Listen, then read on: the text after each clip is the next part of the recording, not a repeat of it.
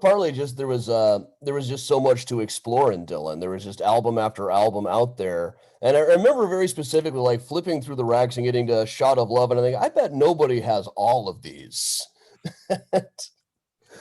um, that Dylan show I saw at the Fox the same week I saw Nine Inch Nails with David Bowie. So one of my best concert going weeks ever, if not the very best. So, it's not like I quit listening to metal or quit listening to new stuff. I still listen to new stuff now. But Dylan, there was a lot to explore. There were all these famous landmark concerts that you would see written about in all the rock books I was getting. And most of the times the tape was out there. Then there were the outtakes. I'm a sucker for outtakes. I love outtakes and unreleased tracks. That was something I got from Metallica fandom, really, is always like trying to dig up the demos that were B-sides of the CD singles.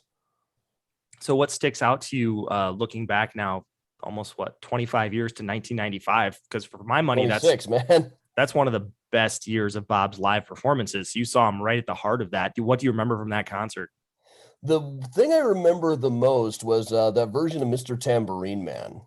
The 95 version was very, very slowed down, almost like a prayer.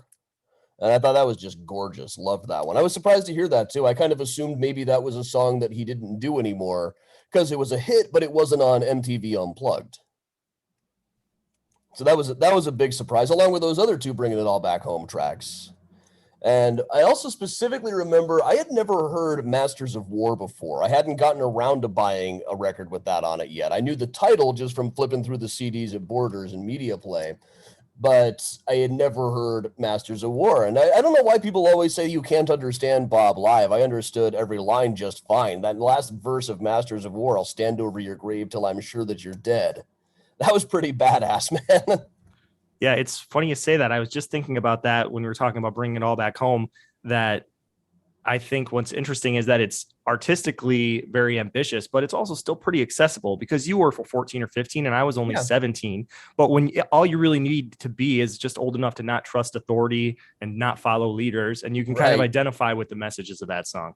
Oh yeah, there was like something in the accompanying poem in the liner notes, the school system, an invisible circle in which no one can speak without first consulting someone. I accept chaos. I am not sure if it accepts me. Like, yeah.